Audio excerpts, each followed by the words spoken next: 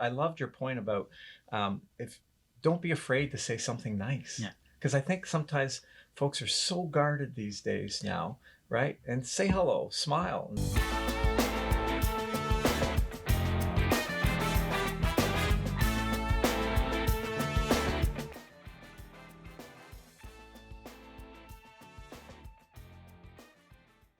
Good morning. Today on Voice Podcast, the podcast for students, by students, we have our president, our CEO, the face of SLC. You see him everywhere around free campus, Glenn Vollebregt. Hey, Ladies and gentlemen, students. good morning. Good morning. How does it feel for you to finally see a bit of a podcast in person, I guess? You know, it's first of all, it's great being back on campus. It's Yeah. nice. It's nice seeing you again, and you know, I'm looking out here and seeing all the students in the Innovation Hub and Yeah. where we're doing the broadcast right now, and I got to tell you, it just puts a big smile on my face. Walking down the halls again, I just on my way here, I grabbed the coffee, and there's like a lineup of about 40 students, and I'm so thrilled. I'm just True. thrilled to be able to stand in there and watch the students, and it, you know, things feel a little bit like normal again. So it's pretty cool. It's very true because after 2 years almost of just virtual and just seeing movement around the campus, Yeah. having life Yes. back again. And it's just lovely to see all people, students, teachers interacting together. Exactly. The cafe is fully packed and just it's what's make a campus, people. You know, absolutely, and you know, no question, the shift to virtual was, you know, it was made quick, and it was challenging, and you know, our faculty did an amazing job, and our students, you know, I'm so proud of them in terms of what they've had to overcome in the last couple of years. But a college community. It's a community on campus. It only really exists when there's people here. And, True. and it's so true. You walk down the hallways now and you see people smiling and laughing again and sharing these, you know, informal conversations, which are part of college and campus life. And I'm, for one, I'm thrilled. I'm always thrilled when I walk down the halls. And what have you been loving the most now since you've been coming back on campus? Since any particular event or any particular group or studies you found like, wow, I'm glad we're finally having it here. Well, you know, I'm not just saying it because of today, but even doing this, right? Yeah. Like, this is back to what we used to do pre-pandemic, right? Yeah. You know, sitting down with students, having conversations, and you know, yesterday we had an event. Last night again, in our large venue center with the community. Those were normal things that we did yesterday in the morning down at the student pub. Yeah. You know, flipping some pancakes, and that's what college life is about, and that's, you know, that's what we've missed over the last 2.5 years. So I don't think it's any one particular thing, but it's just all of these events that we used to just take for granted, and I can tell you, I'll never take that for granted anymore. Never again. And you know, that for me is just, again, puts a smile on my face each and every day. Anything that changed with you, like pre-pandemic or post-pandemic, Glenn, that you've learned during that phase? Yeah, that's a great question, actually, and I think what I've learned is, and you know, we chatted about this last night at our community connections event, and that's that, you know, relationships and how important they are, and not to take them for granted, right? And to make sure you have those networks of people that you can reach out to, that believe in you, that you believe in them, and that you trust. And it was so important through the pandemic to have those relationships. And, you know, the thought of, you know, I think we were talking last night about the fact that if you had to build relationships in the middle of a crisis, it's very challenging, right? Very, very challenging. And they always say, you know who your true friends are in a crisis, right? Oh my God, because I'm reflecting right now. Yeah. Like who was there? Yeah, it's true. And, Yeah. and so, you know, for me, that's something that I will always remember and never, ever take for granted again. Because, you know, we all get busy and we all, you know, forget to make that phone call because you're busy and stuff, or that text and stuff. But it's always so important to reach out to your support network, to your friends, to your family. Very true. And speaking of trust, how you as with your position at SLC, CEO and president, how do you trust people around you? I think that's a big factor when you're at the top. Like how to bring that trust to other people. How do you do it? And also to trust other people. Yeah, that's a great question, and it's so important to have that trust, especially as any leader. But when you're a leader of the college, to surround yourself with folks that you believe in, that you value, that you trust, and I'm fortunate. I have a great team. Trust each and every one. Right directly in my office, Kristen, we've been working together for some time right now. I think we can finish each other's sentences. But I think to develop that trust, you also, as an individual, you have to be able to let your guard down, and be vulnerable. Okay. Right, and not have that facade. Like, how can people really know you or trust you if you always have that, you always have that facade on? And so I think developing relationships, like anything, you have to be vulnerable and be willing to, to share those vulnerabilities. And that's how you develop relationships, and that's how you develop trust. So. That's amazing because as an extroverted person, I do like talk with a lot of people, but there's still this factor. Oh, but how is that person just approaching me because I host a podcast, or is it because I like for my course, or I don't know. Sometimes you have those thinkings, but sometimes in terms of energy, it just flows with some people sometimes. And Yeah. so just having vulnerability was something which I never thought of as a key word Yeah. to even letting yourself down. Well, and I don't know about you, but I go into any conversation with anybody that I talk to, and I talk to a lot of people, as you can imagine.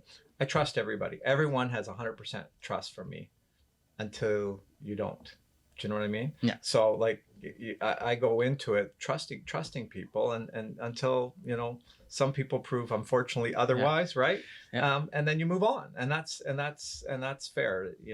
That's going to happen in life. True. People being people, but I do believe that you have to show your vulnerabilities, and that's not always easy. Especially like if you're an extrovert or an introvert, can be tough to do sometimes. Tough to do. For both person traits, it's like I was an introvert in high school. Were you? I find that hard to believe. I didn't talk to girls till I was like probably like just like 18 or anything like that. I was very shy in my corner. And of course, you get all those phases, bullying and every stuff like. So you just stick to yourself. Then I did a program in hospitality management, which were in my island. We do a lot of hotel service. We're very tourism based. Right. And when I started working in hotels, I had to talk to clients to serve them dishes, and my supervisor was very mischievous with me. She was very like, you know what? I see you're a bit shy.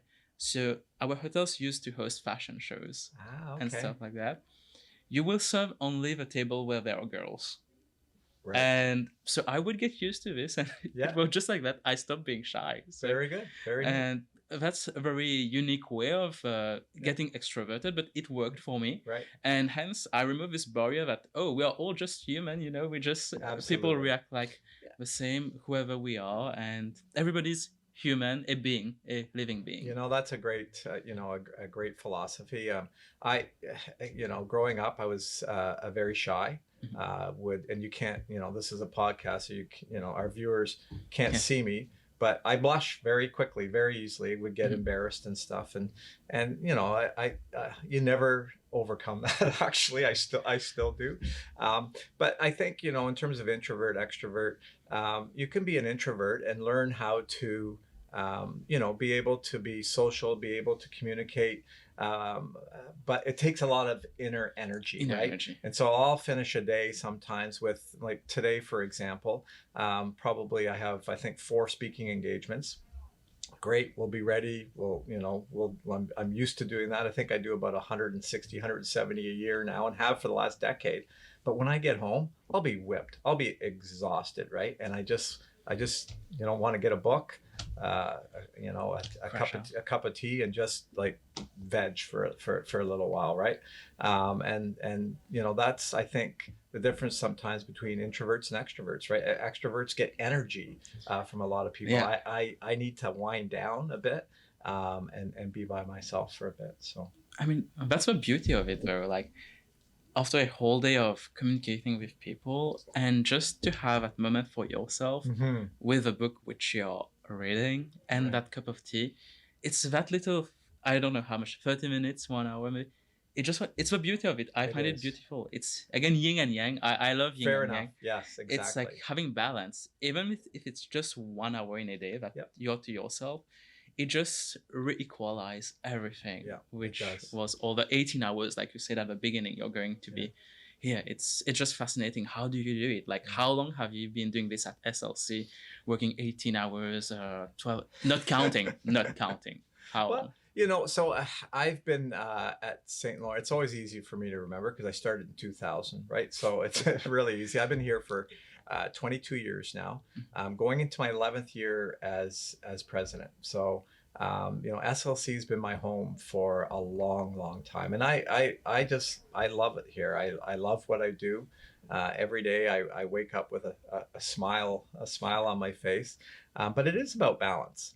And you talk about yin and yang and wellness and yoga. I'm a big believer in yoga and meditation. And my wife Teresa is is a professional in the healthcare center, but she's also a certified yoga instructor. And so we spend a lot of time winding down at the end of the day and doing some meditation. It's about a balance, right? So a typical day for me, I'm an early riser, 4:30, 4:45ish. Got a little dog that wakes me up and a cat that wakes me up, but I like to get my morning workout in. Walk the dog, get my morning workout in, because you never know how the day is going to go, right? And I'm a big believer in balance and making sure I stay fit and healthy and energized for the day. And by the end of the day, regardless of whether, some days it's, an 8-hour day, 10-hour day, some days like today will be an 18-hour day. I will still take the time to be able to wind down, do a little nighttime yoga, whether it's 15, 20 minutes, and then a 10-minute meditation to just sort of, set yourself up for hopefully a good sleep, and just sort of ground yourself again. I think it's so important to have that balance in life. It's true. Like, without health, you can't do anything. You can't. You really can't. That's that's all you got. So. And what's one advice would you give to SLC students to be healthy, like to start your day with yourself first, to work out? I look at, and all of our campuses have great facilities, and we're doing this at the Kingston campus, and like, look at the facilities we have here. Take advantage of it as a student, right? True. Like, use our exercise facilities, our gym. It's not for the fitness.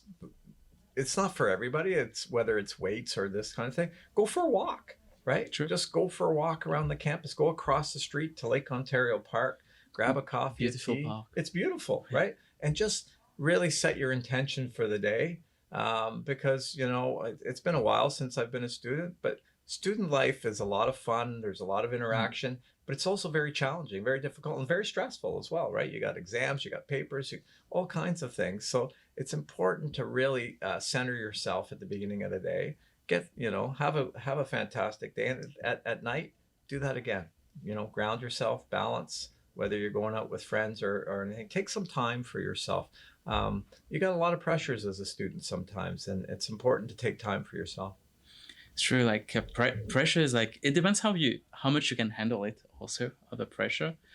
I tend to inspire myself. Like, if I feel pressured, I think there's something behind it that makes me feel that pressure. Right. And if I overcome it, then it's truly like rewarding to myself. Right. But for so many young students, I believe coming here at 17 years old, 18, getting out of a parent's house for the first time, it's such a huge challenge to. We underestimate it a lot sometimes, but as a young adult coming out of a pandemic, also 2 years online from high school, it's a lot, and I think this advice will help them a lot. Okay.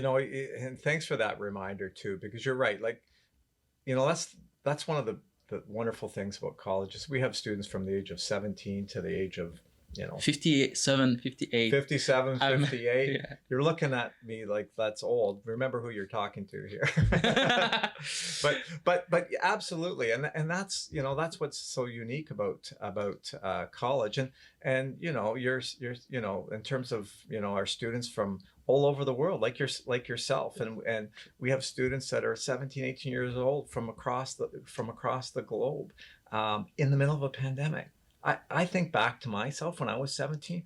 There's no way I could have done that. No way. Me too. No way. And so, as an institution, we have to remember that, and because we have students across that whole spectrum, and whether a student's coming from Sydenham or whether they're coming from across the world. They all bring with them their unique experiences, and this is a big deal. College is a big deal. So, truly is my third college till now. And speaking of 17 years old, Glenn, how are you at how 17? old am I? No, not how old. Not how old. Am People always get it's my accent, like how are and how old almost sound Fair the enough. same. Fair So enough. I'm like, no, I never asked you how old you were because I know it's not good to ask that question. How are you? And it sounds like old. Fair enough. But Fair anyway, enough. that's a moment. So how were you at 17 years old? You say like you would never do this. Give us a picture. 17-year-old. Draw your own painting. So I had a great set of hair. So at 17, I had a lot more hair. Gray style suits a lot of people. Suits you. Yeah, interesting enough, people laugh, but I sometimes show a picture of me when I was in grade 8, and I was I would have my allowance, and I would do I worked very young age. I was working at the Sears bicycle shop, I think, when I was 12 or 13 years old. But I would spend my money on clothes. I love clothes. I've always loved clothes, and it's probably not surprising to you. I love clothes. I've seen also the first episode. You wear a very fancy shirt. I saw that. I say, wow. Yeah, it's that's always been part of my nature. But I was at 17. I was a pretty shy young guy, and really didn't know what I wanted to do with my life. Right? I was an okay student. I wasn't a great student. I like sports, and so I would spend probably too much time playing sports instead of studying. Did not really know what to do, and one of the reasons why I chose to work at a college was because when I grew up in Barrie, a lot of my friends were off to various colleges or universities across the province. I had no idea what I wanted to do, and I went and enrolled in a program at our local community college, Georgian College, and it turned out not to be the program for me, and ended up doing different programs. But it's it really channeled and saved me, quite frankly, because I had no idea what I wanted to do, and going to college really helped to focus and ground me. And again, even at college, I wasn't a great student, because I was I was playing varsity sports, and I love that aspect of it. But I got through it, and we all mature at different ages, and I went on to do a whole bunch of different things in terms of education. But I always come back to it and say, any kind of success that I've had in my career, I owe all to the community college system, all 100%.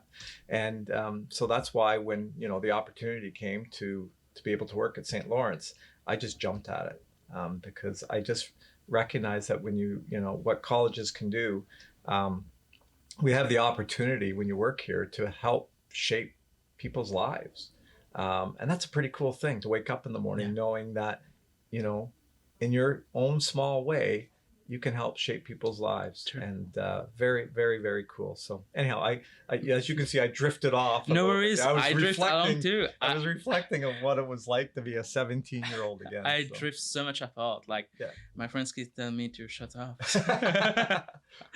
I don't know, but I just go with the flow of a conversation. Like if people know, like we always have sets of questions ready and we never stick to them at some point. But you said something very interesting. Your little contribution, how you can contribute as one person to make to a bigger cause.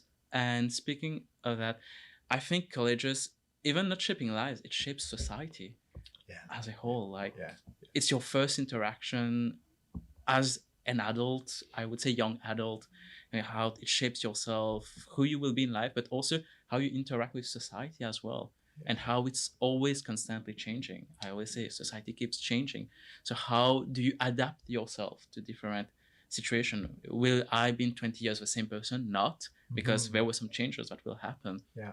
And understanding what surrounds you as well. It's no longer thinking, oh, my parents did this. You're kinder to yourself when you're a teenager. You know, oh, let me do this. I don't care.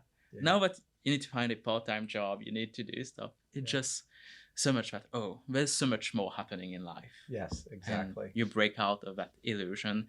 And speaking of that, what was your first position at SLC? So in 2000, I came over as the Senior Vice President of Corporate Services. So at that time, it included, I would say, almost all of the non-academic functions. So everything from the registrar to recruitment to finance to facilities, pretty much everything, because it was a bit smaller at that time. And you know, that was my background. By trade, I'm a CPA. So I'm a licensed accountant.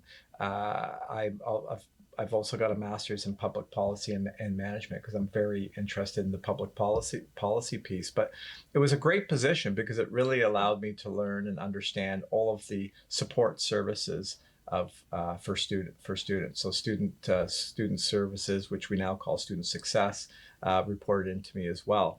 And one of the reasons what attracted me to that position was that reason, because really, as a leader here, as part of the management team, we don't exist without you. Like, this school is all about students, right? And that's why it's so important that we had, you know, a core value of St. Lawrence College is putting students first. Absolutely. And to me, that's such an important value to have as an education institution. And, you know, sometimes people will say to me, that's not really a value, Glenn. I said, yes, it is. Right? It is a value. Like, how can you be an education institution and not have that as your number one value? Anyhow, so that's what I did when I first started here. It seems so long ago. I was just a young guy back then. Always young. We're always young. Yeah, but it was, you know, it was a great way to start at the college, and again, going into my 11th year now as president and CEO, which is hard to believe because it does feel like yesterday that I started this role as well. How was it for you? The first day as CEO and president, you're like, wow. I started reflecting the 17-year-old Glenn. Now I'm CEO and president of Free Campus. How was it for you the first day? You know, it's funny because all I could think about was that for the friends that I had and the people that I knew when I was 16 or 17 years old, they would not believe it. They would not believe it for a second. But you know, it was again, it was a neat moment. There's no question, and you know, I was happy for my parents because for my mom and my dad, because you know, you at key milestones in your life, I think you think back sometimes to your parents and the sacrifices that they made. I would reflect upon my family, you know, my wife and my kids, because they're a huge part of my life. And you know, you're never successful without a support team. It's not an I, it's a we. Yeah. It's an us, right? No one that achieves any kind of success does it by themselves. It's a team effort, always. And so that's what I thought about. And then I went on and you know, just started the day type of thing, because it really, it's to me, it's part of how I do the job. I'm not your traditional, stay in the office and meeting after meeting. I get energy by walking the halls. There's nothing more demoralizing than when I have a full day of meetings. I just like to get out there, and talk to people, and talk to our students, and talk to our faculty and our staff, right? So That's again like I love walking also. Kian also loves walking. We are people who I don't know. I cannot like sit again like right, like inside a small box. Sure, I'm having a conversation right now, but if I right. were to stay here for 8 hours, I was like, Oh, no wouldn't that way. be awful? Be awful. They're lovely plants. Don't get me wrong. I love them.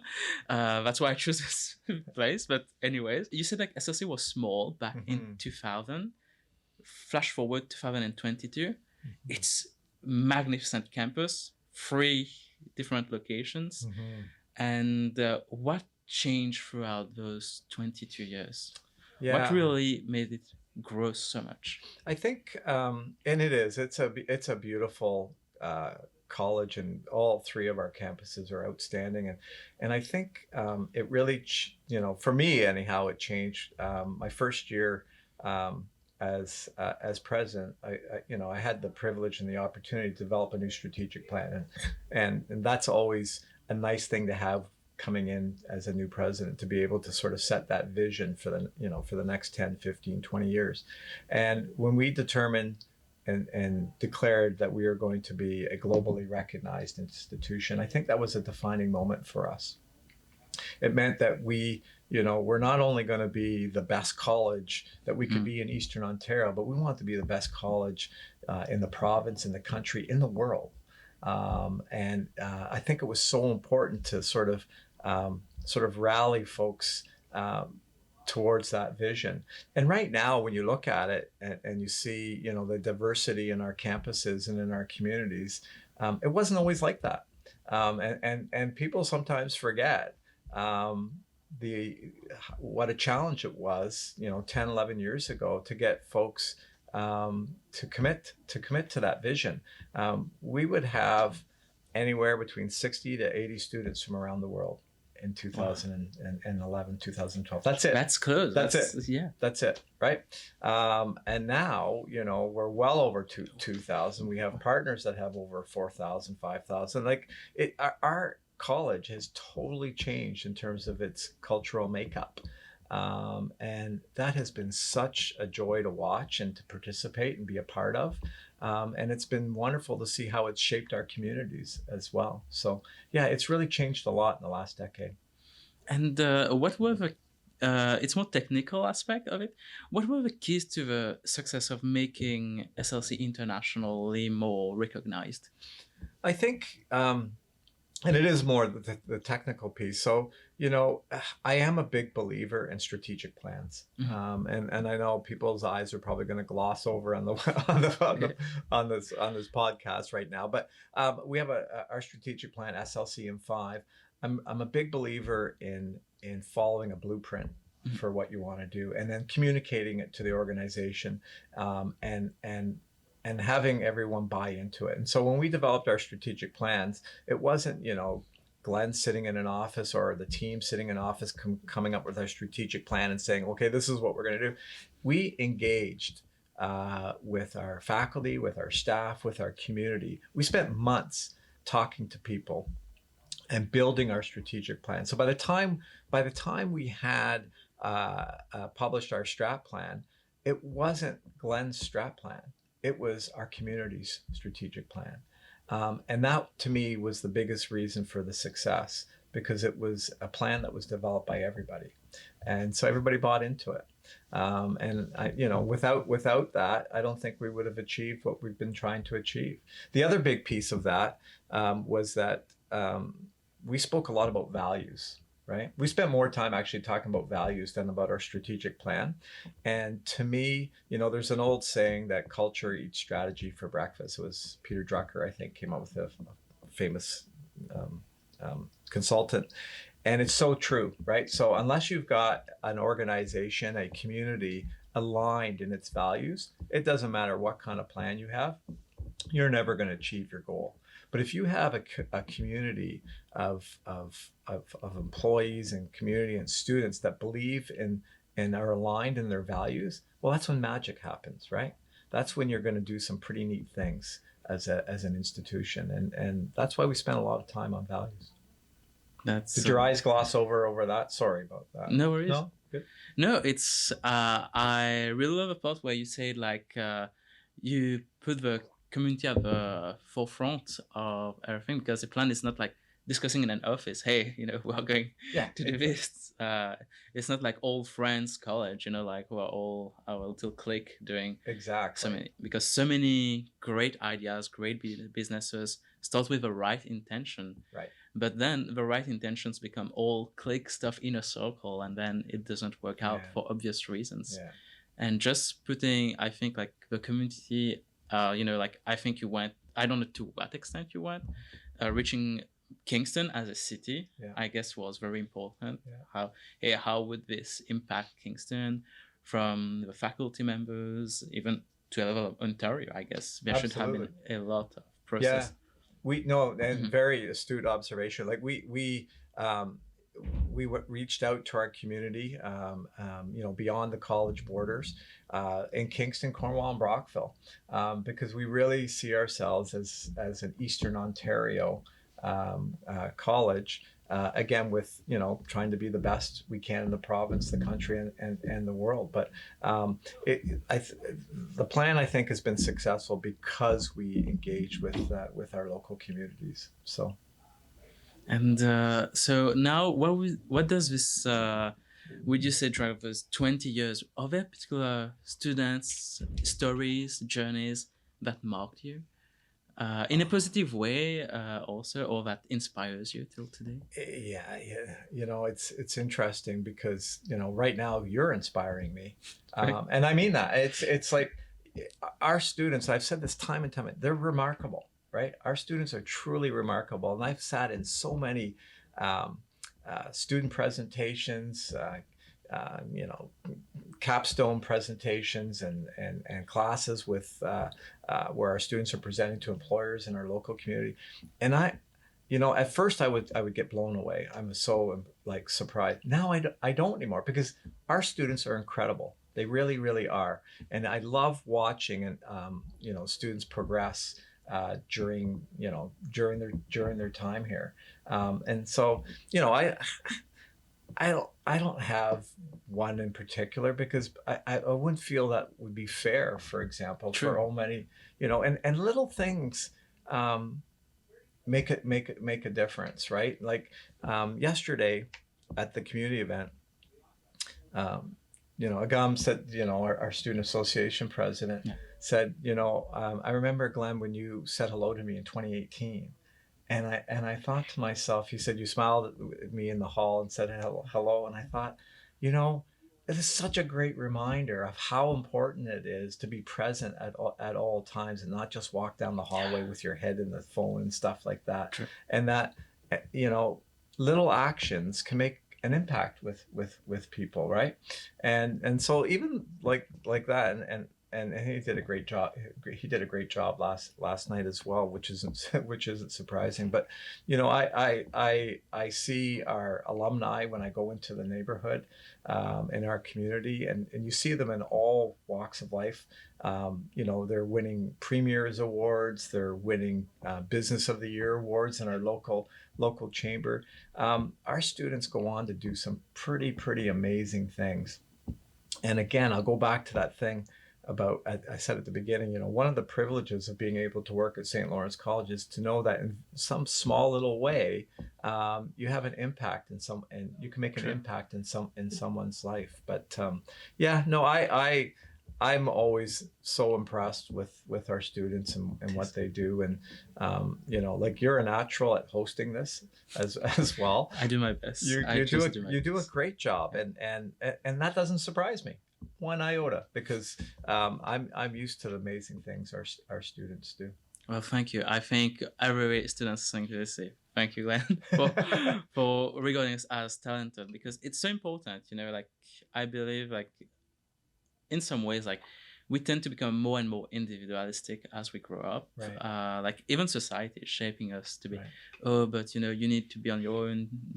No, like one of the biggest advice I would say is to ask for help if you need it. Really, like that's one thing. Like you're not alone on your own. So like just like you said hi to Agam, it might just have been a hi, but for him or for myself, it's like wow, that's so amazing to me. That hey, like even as a leader, as a face, you're saying hi to me. I feel valued. Like just like again yesterday's for the pancake. Like I said to once, and she was standing there. I said, "You have such a bright smile." When I say like there was going to be pancakes, and I say that's amazing, and she was like, "Oh, thank you so much. That just made my day." And that's nice, eh? little things like this which makes us human. Yeah. And just to value this, to little things can really brighten people's students' days. So if you want to say something positive, go for it. Don't overthink it. That's excellent, and you have a great smile, so I can see why people would react like that. But I loved your point about if don't be afraid to say something nice. Yeah. Because I think sometimes folks are so guarded these days now, right? And say hello, smile, and and say I loved what you did there. That was a great presentation, or I really liked the way you handled that. Like, I don't know. We've lost a little bit of that, don't you think? Sometimes, and it's so important to be human and say those things. I think of the 2008, 2011, maybe something when smartphones and apps, social media started picking up. Ways of social media, you would say. Could be for sure. That's my thing. I'm a student in digital marketing, so me saying that it doesn't make sense. No, I love social media for what it is. Right. But I think a lot of marketers, a lot of people who use social media nowadays have forgot the word social in the word social media. Right. It was meant to be social, I post a picture, you comment, something very nice. Nowadays, people are just looking for followers, likes, boost. Sure, it's a business, but give an identity to your business, give life to it, things like that. You just see things like it just like bothers me. But anyways, I'll well, just to pick up on that, yesterday we were hosting an event called Community Connections. It was about the pandemic and lessons learned, and we had a gentleman on there, Dr. Gerald Evans, who spoke about the hard facts of the pandemic, and that was interesting. He said, but the most amazing, interesting piece about the pandemic was the behavioral science of how society acted, and that comes back to what you're talking about in terms of being of the social aspects. We're social creatures, right? We are social creatures. We are. We need to have this. We do. We need. Do. Otherwise, we literally our mental, physical state. Absolutely. Yep. Agreed. I'm sorry if you were going to say something. No, you finished it perfect. Thank you. And it's I don't know. I believe there's the science part of life, which is like your brain, your heart. I also believe there's energy, which is we always talk about this vibes, my zone, my energy as students. But what does this jargon really means? Like. Is there something which we haven't thought about really? Energy, it's like you feel it, like you do. I feel that flow. Is it emotions, chemicals? No, I believe energy is real. Energy is the presence. Like right now, I just love it seeing students having classes. It just feels like we're not just two person in like a CIA room. Hey, I'm investigating you, client. Hey, like say I'm asking you this question right now. So no, we just have like a lot of students just studying. It just a beautiful open space. Even if we're close, we seeing people, animals, or even plants here. It's all aspect of life you can see. Yeah, very true. It brings you as a human as a whole and feeling the present moment and just live the present. Like that. Nicely said. Anyways, so and from your personal experience, what would you say now as a college you would love to bring? If you were like you're already student president, but I guess there's a lot of restrictions which come. Oh, Glenn, think about this before we do that. Like what is if it was just up to you? You had all the social elements, all the budget, all the people you wanted, a project which you would love on your own to implement at SLC. What would it be? No restrictions. Wow, that's a good question. That's a tough one. That's a tough one. Um, that so if I had no, I, so I think Nelson Mandela said education is the most powerful weapon you can use to change the world, and that resonates with me in terms of a college, and it would be able to provide what we do here to everybody. True.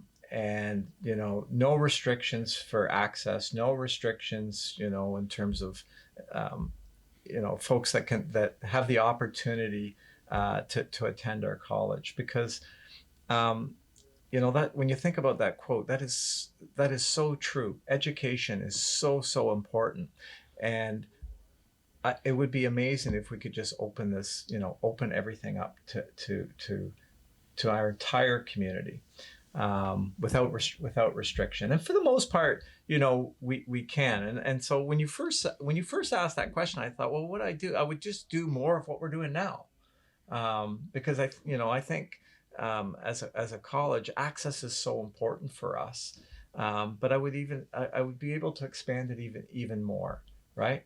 And I'm not a big believer in budget constraints and stuff like Mm. that. I think if you're creative and you really want something, you figure out a way on how to do it, Mm. right? So Yeah. I can't ever think of a thing that we wanted to do that we weren't able to do. We might have wanted to involve more people, Mm. expand it more, maybe do it a little, with a little bit more pizzazz or flash, but we can get it done. And I think that's the important thing. People always talk about restrictions and policy and this Yeah. kind of stuff, right? Don't let that get in the way. Like that, one of the most important things to do when you're looking at, that question that you just asked me, what is it that you would do? Forget about the policy, forget about budget type stuff. That's not a restriction. You can get past that. You can figure out ways on how to get the resources that you need to get things done. So, I guess the simple answer to your question is just more of what we're doing, More. more of what we're Yeah. doing now. Yeah, I think so. That's a great question, by the way. I'll probably think about that one all night now, and then ring you up in the middle of the night and say, I got a better answer for that. But anyhow, And that's what comes off the top of my head right now. Yeah. it's a good answer, a beautiful Mm. one. I really think to a quote like there's one which is not as inspiring as Nelson Mandela, but if you're a Jurassic Park lover, like I love how John Hammond says, always spend without thinking. He was a CEO of like man, I was like, well, you're the CEO, you're able to Yeah, say that's that. You did. very funny. Like, Yeah. but he said to it, like my biggest metric of measuring success is things the smile on face of kids and the parents being relaxed. Yes. Yeah. Yeah. So it's all there's so many analytics, Yeah. but sometimes the simple things like roaming Absolutely. around campus, seeing everybody with friends, Yeah. or somebody succeeding at graduating, Yeah. or passing in some subjects, or self-reflecting. Why did I? Graduating, that and I know we're probably going off script, but this is No, this is- no, we don't like. We have a script, but the goal is to get out of the Exactly. script. So that is my favorite day, is convocation, right? To me, that's why we do what we do, and you just brought me back to a moment, and that you have a good way of doing that, bringing me back to reflection. And I had the fortunate and the privilege of my youngest son being able to graduate from St. Lawrence. So he went here for the last 4 years, fitness and health promotion program. And I remember just last June when he crossed that stage, and the smile on his face. And anyway, yeah, it brings me back Yeah. there right now. Like I could have, my career could have finished right then and there. To me, Mhm. that was the pinnacle of my time here. But that was one individual, and it was my son. But we've had over 100,000 graduates cross that stage in our 55-year history. And think about how how those 100,000 folks here and across the provinces. I think about over 2 million. Think how that has changed the fabric. And you had raised this earlier about the fabric of society. in our communities. From college graduates, over 2.5 million graduates all over the world that are helping to change the world. So I went off on a really bad tangent there, No, but it's yeah, perfect. you created that vision of me because that convocation is such a big day for students, and it's just one day, but it's the culmination of years of effort, family support, hardship sometimes to get people across that stage. And it really does take a village, right? It takes a True. village. It's a whole journey. It is. It's the how to the recognition to that journey. Basically, the graduation just the moment. It's very why it's so emotional because it's not because you're getting. It's because what you went through. Yes, exactly. Because the road is not straightforward. No. It's always zigzagging. Then you come back. Sometimes Absolutely. it's you change programs, you do things your own way, Yeah. and it's all right. Yeah. I always say, like I had a friend. She was thinking like, "Hey, should I change program or not?" Right. Go for it. Absolutely. Change it. It's don't graduate without a smile on your face. Exactly. Don't like it wouldn't be so good. Like do what you want to do. It's so cliche to do like do what you love, but it's really about this. It is. My first program was land surveying. I took a year of land surveying. I had no idea what I was doing, but I liked the outdoors. Had no idea. Signed up at the last second, and so that was my 1 year career in land surveying. Then I went into business. Personal this to you, if you continue this, you would have been miserable. Exactly. Because my stepdad is an urbanist, right. So he started his degree like in a public management and stuff. Yeah. So it's a bit like you land surveying. Yeah. You start as this, you go there, you Yeah. help the architecture, and he loves it. Yeah. He's a lover because it helps him travel. Yeah. But he's like sometimes 12 hours in his office. Oh, but I'm making this plan and everything. I'm coming. So. And seeing you say like you love walking, things. I said no, Glenn would not have been happy doing that. That's so wise choice. Thank you. Thank you. And again, so what is something that if you had more time, like 18 hours already spending, I guess 6 hours for sleeping, or what do you do in the rest of the 6 hours? No, so again, today's probably an exception, but the hours are sun, by the way. Oh yeah, no sun for the first time in a week. That's beautiful. Sorry, viewers, no, you can't see that, but the sun has just come out for the first time. Anyhow, this job is a 24/7 job. I knew that when I signed up. My family knew that when I signed up. But it's as I said before, important to have lots of balance. I do go to bed pretty early normally, right? Normally I try to get in bed by 9:30, which is like pretty early for folks, I'm sure. And there are exceptions, obviously, that happen. But sleep's very important, right? And I try to get at least 7 hours. Not always possible. But it's so important to be well rested for the day ahead. When I was younger, I tried to get by on 4 or 5 hours sleep, and that's a fool's game. You can't. The tank's going to go empty pretty quick doing that. So I do really try, like I said, try to make sure my energy level's up, do my fitness, make sure I take time to wind down. Love to read, those types of things. I have lots of little activities that I noodle on to try to relax my mind. True, you need to. You do. Musical instruments, that type of thing. So. I would love to one day play musical instruments. It's one thing. If I had more time, I would love to do. I've been trying to learn guitar for I think 50 years. But you know what? I'm not terrible because I don't really have any talent, right? But I like to noodle with it.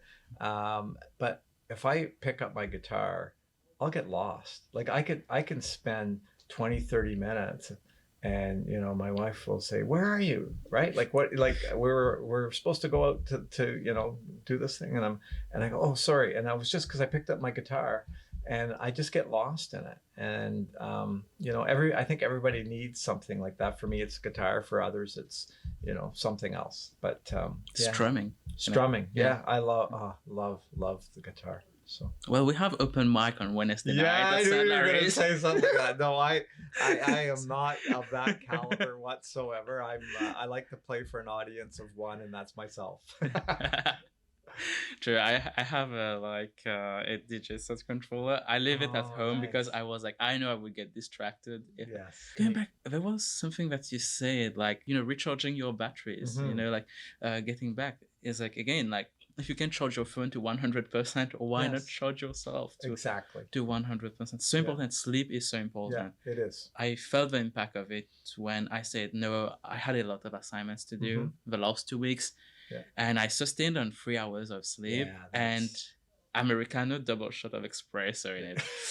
It's one of a lot of students will relate. Yeah. Is there one thing that you would love if you had more time to do? You always wanted to learn, but like, oh, I wish I had more time to do this. Yeah, so I can think of a lot of things actually. So Yeah. one thing I would like right off the bat, if I had more time, I'd love to spend more time with my family. You'd never get enough time to spend with your family, and I have whether it be with my wife, Teresa, who I always call my sweetheart. That's our names for each other. Two boys. Josh is. Who just graduated, and Mitch, who's in Toronto with his own career right now. I'd love to have more time to spend with them. In terms of hobbies and stuff, yeah, guitar, I could use a lot of time to perfect my limited ability. I love photography, right? I love I see that. love to be able to do that. I think, do you know how many? I think I've got something like 25,000 photos on Twitter or something like that, something ridiculous amount, because I love taking pictures and would really like to learn a lot more about the art of photography. So there's all kinds of things I'd love to do. I'm a big reader, love to read, but most of all it would be probably to have more time to spend with my family and so forth. But yeah. Well, I guess you have two families, right? So I do. That's- I do. That's a really good point. And that's again, when, people say, getting up in the morning, right? A lot of people dread getting up to go to a job and stuff. I don't consider this a job, right? This is what I do. And it is a family. It is a family. That was great. Very great choice of words. And so now we're moving forwards to more like what's like you said, like you give yourself vulnerable. Yep. We're more shifting to like tidbits questions. Sure. Yeah. Sure. Yeah. So what would you say is like a red flag for you? Like what makes people, like you say you trust everyone, then things happen, you don't trust them. What are your red flags? Oh, that's a good question. I have lot every week. I have a red flag. You do, eh? What's a red flag for you? Red flag for me is when, so I always like I don't know, when people talk loud or play music loud. Like for example, in the cafe sometimes people can do what they want. Like I always say, so you can play it for yourself by having your earphones, or you're just playing it for the table right there. But if you blast it loud, and then you're banging the tables, it's a bit too much. I agree. We're all students. We love to have fun. No ways. Yeah. But there's something which is called. There are other people in the space Right. also who are studying or who are just winding off, just sitting for a while. So yeah, just that. Don't play the music loud. That's a red flag. It's not for. That's what red flags are. Okay. Like not red flags, more like pet peeves. Yeah. That's a pet peeve. So thank you for that. Well, I was saying more pet peeves, not red flags. Yeah, no. So for me, it's when folks will share something with you about something else, about someone else. People call it gossip. People call it like that. Honestly, that I don't like that, right? Like, you should always be able to, if you're gonna say something, you should be able to say it to someone's face, right? Otherwise, Sure. don't say it. And the other thing is, and Kristen and I are perfect for each other as an office team because we're both very optimistic and positive. So always looking for the good things in folks, right? So and there are always positive and good things in both people and in situations, and that's what I look for. So I must admit, a pet peeve for me is the gossip, the negativity. I do not like that, and it doesn't mean as an optimist I have my head buried in the sand. I know there are terrible things that sometimes are that we're dealing with and everything, but I like to look at the positive side of things. So I like to surround myself with positive, cheerful people, right? Who wants to come into the office and work with folks that are miserable or talking about people and everything? And again, I'm very fortunate. I have a great team, and everyone is a good positive force in life. So that's a pet peeve of mine. I don't like the gossip piece. I have like two things which I just one pet peeve came into my mind. I already forgot about. I have a squirrel brain, which is I shift from a thought Squirrel. Well, my notes. No, sorry about that. More like a pet peeve would be like as someone who tries to organize everything. Having a squirrel brain, I jump from thought to thought. I note, I do book my time for certain stuff, and then one thing is I hate when people say I will let you know. This is such a thing which is like you can't say me no. I prefer someone saying no, but we can do it, we can postpone it. Like I will let you know has become such a thing which I'll is let like, you know, which means they no don't no really, what why they don't really want to deal with the question right they now. don't want really. So Yeah. like I'm someone who loves having no as an answer. No, Right. Sean, I can't Right. do that. Yeah. And it helps me understand why the no. Like Yeah. maybe I learned something. Oh, you can't do it, or you have a busier schedule. Yeah. Can't do it. We all acknowledge that we all have only 24 hours in a day, Right. and we spend it like how we need, and those things which are more important. So just let me Just yes or say no. it. Yeah. Like okay, how's this one? So to be perfectly honest, right? So in other words, in the last 10 minutes, you weren't honest with me, right? Like that phrase, well, Glenn, to be perfectly honest, right? It doesn't make any sense, right? It doesn't. So it says, was imperfectly honest. Anyway, it just, but in the end, people, what makes us human is that we all have flaws, right? None of us are perfect, and that's why I always embrace people, look for their strengths. We all have them, and focus on that. And forget about the weakness part, right? Everyone can point out. It's easy to point out weaknesses in people. So easy, right? So easy. And what would you say, like, what is coming to weaknesses? What is one particular weakness of Glenn?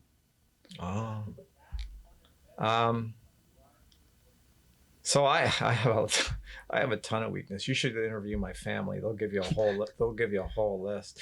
I am a bit obsessive about details and stuff sometimes. So if we have an event to do, even though I know there's a whole team that's checking to make sure the mics are set up, that's the setup, I will go and do it myself all the time. I'll go there and I know there's folks that are making sure that everyth's set up, but you know what? I just can't let that. I can't let that go. I always do that, and I think that's I think that's a bit of a weakness. I also I do sometimes in my role, especially during the pandemic, I can send out a note or send out a video or talk, and we've made a decision about things, and 90% of folks are very they're pleased with the direction. But I can get one or two, emails that aren't very nice, are not happy. And those are the ones I dwell on. I'll dwell on that all night long. Meanwhile, the other 6,000 folks were extremely happy, but it's the two that weren't. And I've learned to sort of let that go. You have to in my role, because you're never going to please everybody. So I've really learned, but it is a weakness of mine, I'll admit. And to this day, I can, I'll focus on the one negative comment instead of the 10 It positives. happens. So, It used to happen, and it's something which happens a lot, like you say about gossip. I this is like, I don't know if I should say, but some people told me, hey, like some people spoke about you badly, in a Mhm. way. Like I say, oh, it's fine. But it's not fine, is it? No, it's actually, I'm surprised that 3 years before I would have been all Mm. night long, all Right. 24 hours. What did I do wrong? Right. What am I? Maybe I should change myself. Maybe I should self-reflect. And again, Yeah. maybe I should do things which then I realize, like, now after 2 years of pandemic, of so much self-reflecting, Right. after getting fired, after restarting a career. That's why I'm Right. here at SLC. I'm Right. restructuring my career. I'm not Yeah. ashamed to say it. Like, hey, Yeah. Good. hospitality was fun. I love it. It's still my first love. I love hospitality. I Yeah. would go back to it. But there is the reality that with a pandemic, it has opened my eyes that it's unstable. Right. And being laid off was one of the things during the pandemic, which was super hard to take, because I Right. was building my career. And then I said, well, let's go back to college. Yeah. And I'm always thankful for SLC to giving a guy who doesn't have any experience in marketing at all, and just giving a front desk agent, a waiter, that chance to study digital marketing. And I'm thankful for that. I'm very thankful. Well, you're a natural. And You're a natural. Thank you so much. Yeah. And it's so great. And then going through all of this, having someone saying something badly about me, you can, like, because you cannot please everybody in life at the end of the day. You can't. And like, there's always in business, like, hey, like, you have your audience and whatever, you please them already, but what you can do to please other people, who are a bit like undecisive. There are people who are undecisive, which, yes, of course, you have that neutral advantage of just being yourself and showing the best of what you are. And then there's those who are already negative about you. You can change them to a certain degree. Right. But most of them have already that thought set into their mind. So it's wasted time. Yeah. So if any time, so there are two aspects you can see about the 60,000 people. Those two people, maybe it's really they had a negative experience, right? Then you can work on them, learn. Right. But if their thoughts are really, you can sense that, oh, it's personal, it's bias. Don't reflect on them. Don't reflect. People will Good always just be there. So I just said, yeah, I deal with it. People have hated me throughout my life sometimes.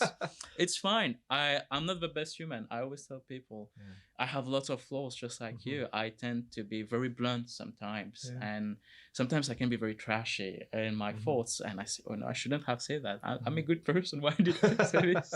But it's things which happens. Oops. But anyways, that's the advice. It went a bit like into as an optimist, it went a bit on a negative spiral flow. So speaking of positive person, I should say one person say you work with Kristen a lot and you're a perfect duo for an office. I believe I'm always amazed by Kristen. We talk through the email. I just love her energy. It's so rare that I get an email from someone. I was smiling at 9 a.m. I was, hey, Glenn would be so excited to do this. I'm so looking. She has such a positive energy, and it's a shout out moment. What are you grateful for having Kristen or anybody in your life as an office person? What do you say? So and it's funny that you mentioned that, because in terms of if I had to do a shout out, and that's always risky because there's lots of great folks working here, but I would do a shout out to the folks that I probably work in the most with, and that that's my senior team for sure. A big shout out to them, but Kristen and Julie Enerson, who I work with an awful lot, both in my office and from a communication standpoint. They go well above and beyond daily.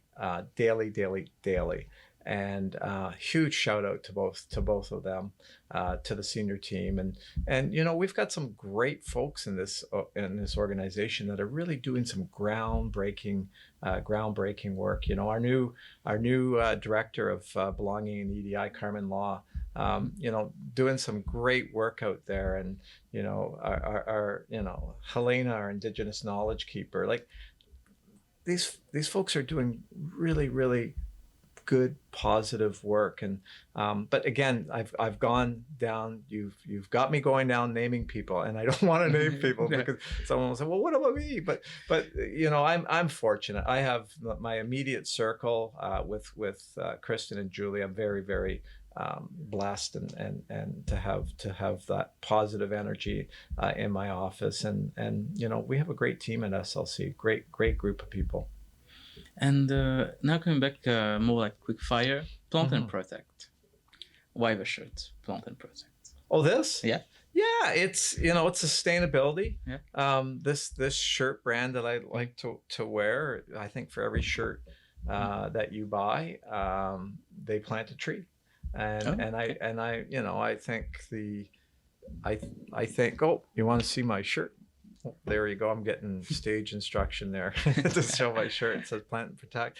But they plant a tree, right? And I Yeah. think, you know, our carbon footprint in this world, it's so important. And you know, we're you know, my generation has done a lot of damage for the up and coming generation on our planet, and you know, so it's just one small way.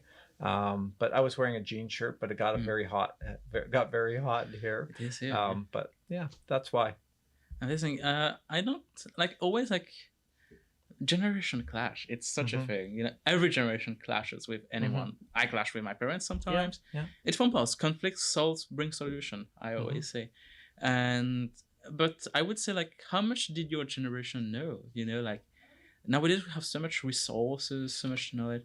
Like how would my parents know they were doing something bad in the 80s, 90s? You know, they were just people going through their life trying Yeah. to. No. They were part of a system, if you want to. Yep. Yeah, we just deal with it. You know, they were not thinking about it, and how documented was it back then? How newspaper was it? Not at all. No, that's a And good I good think point.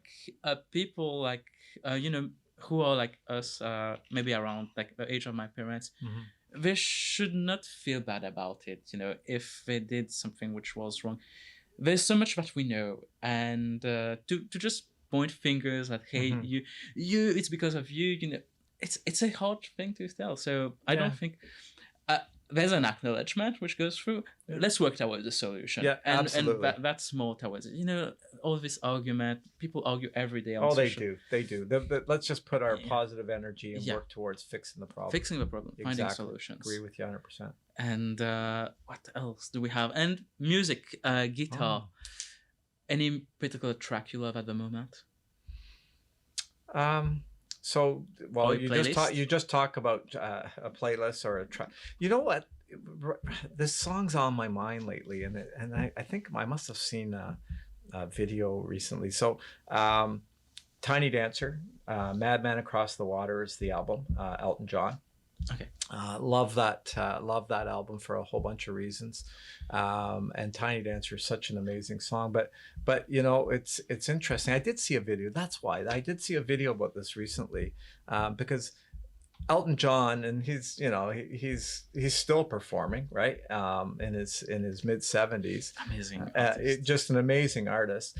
But Elton John gets all of the outward, you know, credit and fame, but that's really an incredible collaboration with Bernie Taupin, who writes the lyrics for his songs. Okay. And they've been doing that ever since the beginning. But and it's a reminder that, and it goes right back to the beginning of the conversation. You always have a team, right? It's never I or me, it's us, and it's we.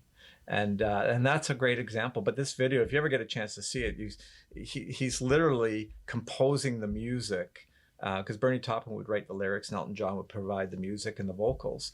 And it's genius in action. You just see it unfold. It's fantastic. So Tiny Dancer, Madman Across the Water.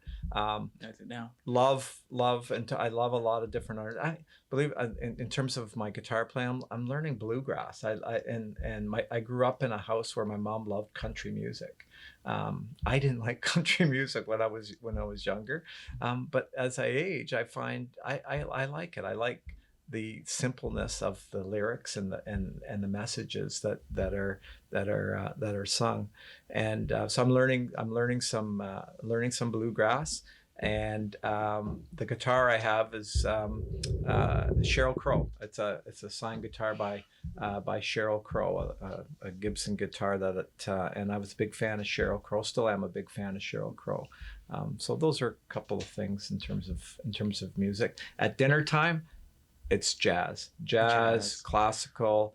Love Chet Baker, Miles Davis, all Oh, Miles Davis. yeah, Yeah. all Oh, the yeah. greats. For Definitely. me, at nighttime, I just love to hear jazz and music. So Amazing. And there's one question which I always love to ask is, if you could create an invention, if you were an inventor, what would you create to add into your life? What invention would you invent? um, I would invent a clone so that I could be in four places at once. Which, when you have a college that has three campuses and satellite offices all over the province, I get asked to be in multiple places at the same time, and I sometimes wish I could sort of take myself and make three of me so that I could be there, because your comment about sometimes you just need to say I can't do it. I have a hard time saying no. And so I always feel so bad if I can't attend an event, even though if you look at my calendar, I'm usually multiple booked. So so that honestly, that's what I would invent. The other part we talked about is how we could invent things that help our planet. And we talked about that earlier, and that goes to your comment about working together to develop a solution. But yeah, if I could figure out how to make three of me sometimes, that would be great. For you, Eklund, we have biotechnology courses at SLC. We can start fun. There's one question which I was like, for you, what again? You said Nelson Mandela back in the beginning. What does education at its core means to you? Education at its core means How much is it important for it's very important. It's about humanity? it's about sharing of knowledge, and providing access to that knowledge, right? Education is out there, and remember, you asked me the question, what would I do if I had unlimited resources? And that's to me, that would be expand the ability to provide education for folks.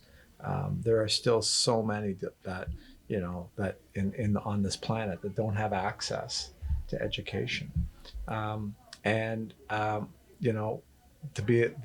me, that has the power to change the world. And so having that access to education is probably the most number one thing for me. And that's why I got into this, right? It's I think education's a bit of a calling for folks, right? And I think SLC has been doing a great job. And I always say, like, as a person, I feel very grateful because in my country, not many people are very don't have accessibility. Mauritius Island is not pretty known to the world, especially in in North America or Right. Latin America, South America. It's in that part of Africa, like island, isolated of Africa. So it's very rare. So like an SLC coming that far to recruiting people from my country, it's just a living proof of your statement that you say, like, making education accessible to all. Right. But I'm also aware, as one of very few people being here, I want to give that inspiration to folks in my country. Hey, like, I'm here, and I can set a grounding stone for people to be more easier for them to come here in Canada, because it's such a lovely country. Like, I think from an outsider world, as how grateful many internationals are to have Canada as a country, because it's more than just coming here and establish. It's a second chance at life. Right. I always say, like, so many countries are right now with inflation being so high, like in my country it's becoming disastrous. In Latin America it's becoming worse and worse. Eastern Europe again. So many places around the world are finding it difficult just to live month by month. It's not even living paycheck after paycheck. It's how this paycheck is going to help us survive. So what's people are trying to find other sources of income, and I'm just so grateful to get this chance to be here at SL in a safe space where I'm able to grow and be given a second chance at life. Yeah. And that's, again, joining to your statement, that's Wow, what I would love to say. Thanks for sharing that. You're welcome. You're welcome. And speaking of plant and protect, do you think, I think it's more of a statement, but do you think one day we will go extinct? Oh, that's it's because one thing. Do you think we deserve to save a planet, to be known as a savior? No, that's a really deep question. That's deep, because I noted some deep questions, because I know you, like, when I saw you had again another shirt like this. So. You know what, I'm again going back to an optimist. I think, we can do, we have to do our bit to save this to save this planet, but we got to be serious about it. And I don't think even today, with all that we know and this knowledge, I'm not sure that we're all aligned on that, right? And so, well, we're not. You can clearly see it because of what's happening in this world. But yeah, that's a tough question. So because I didn't answer it very well. No worries. It's so deep. Won't. It's a whole podcast on its own. And wow, Glenn, this has been like a very, for me, nurturing experience. I've learned so much from you. I've learned from you. Thank you so much for. I don't know what to say. I have. It's been like, I can't believe how much time's gone by. It's just gone like that. It's been great. Super fast. And I'm sure like SLC students have seen you like never before, for many of them, for this episode of a podcast. There are other episodes, like on the first season, you can see Glenn more chill way, but more of a deep thinker as the person. It's really like, you always have this image, oh, but he's the CEO of the president, like, oh, should I talk to him or not? And how approachable as a human you are, and how I can relate to you having some vulnerable spots as well, and how you take challenges in life, and how much you dedicate yourself to SLC.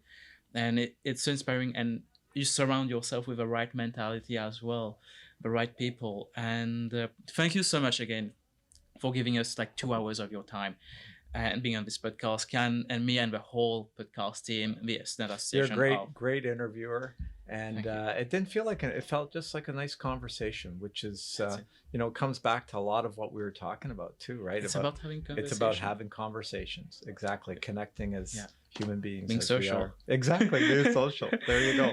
And so, what's a word would you love as a final say to your students? They're right here listening to you.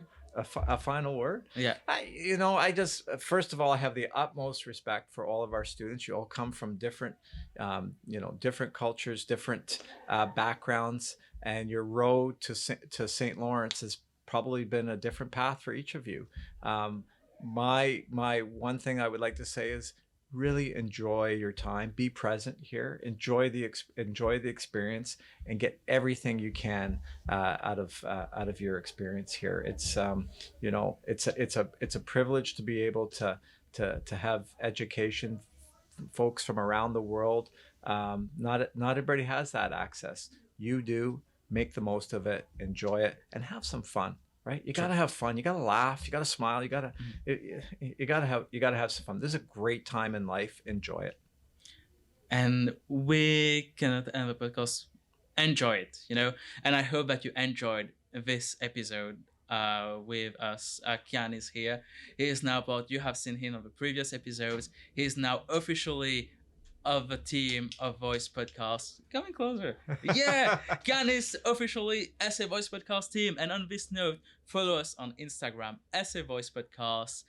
You also have us on YouTube, Apple Podcasts, and Spotify, which is, again, Voice Podcast, where your voice are being heard as a student and you get the content what you want. You want to be a guest? DM me on Instagram. Simple as that. Email or sometimes stuff, DM me on Instagram, SA Voice Podcast, right here. Thank you so much, and again, have an amazing week at SLC. You will see Glenn in the hallway. I'm always walking around. You will see Kian walking around, so approach us anytime. Thank you so much. See you soon. Tune in every Tuesday at 2 p.m. on your favorite streaming platform. Bye-bye. Take care. Bye-bye.